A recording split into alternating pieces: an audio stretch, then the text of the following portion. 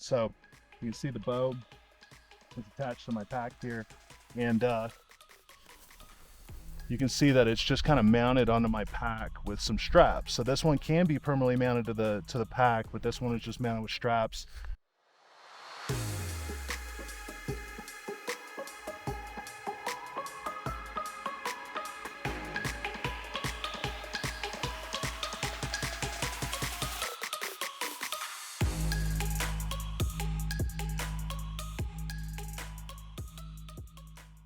I'm going to cover just a couple of items that I picked up for this season's hunt that I found to be very helpful so far. The first one is by Bend-Able Products, and it is a diaphragm call holder. You can see I've got all my calls lined up here. It's been really helpful to have them just easily accessible. I can, adjust the call quickly. They've got like clips for your hat if you're using the same call over and over again.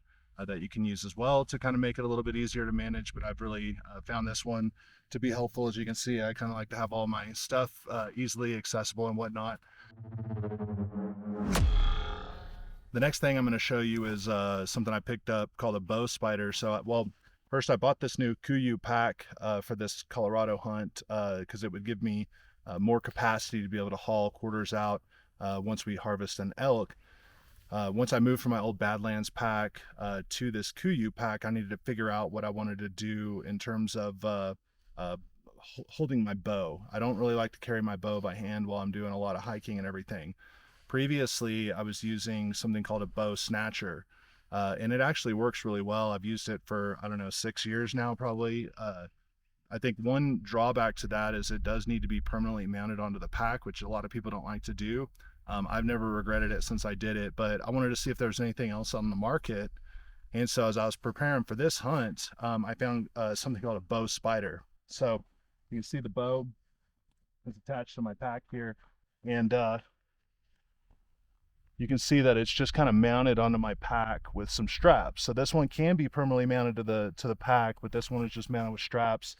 I think this is more the Kuiu pack carries a lot of the gear and the weight up at the top of the pack, so it's made it to where the bow kind of just doesn't ride real smooth.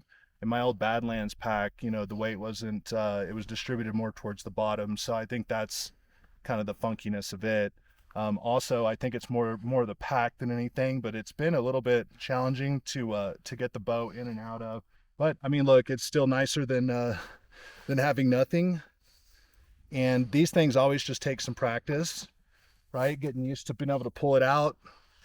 One thing, and I think the selling point of why I decided to try this bow spider out on my setup this year rather than just moving my Bow Snatcher over from my old pack is they've got like this little hip belt, and I guess you could probably do this with the Bow Snatcher as well, but this was one of the ways that they were kind of advertising it, was being able to hook it onto the side hip, and that's really been helpful, right? Whenever I don't want to put it all the way onto my back, I've got the option to put it on the side. Also, one of the benefits that I found is I like to use my bow to provide stabilization for whenever I'm glassing, and being able to hold the bow on my hip and just kind of quickly be able to glass has been nice.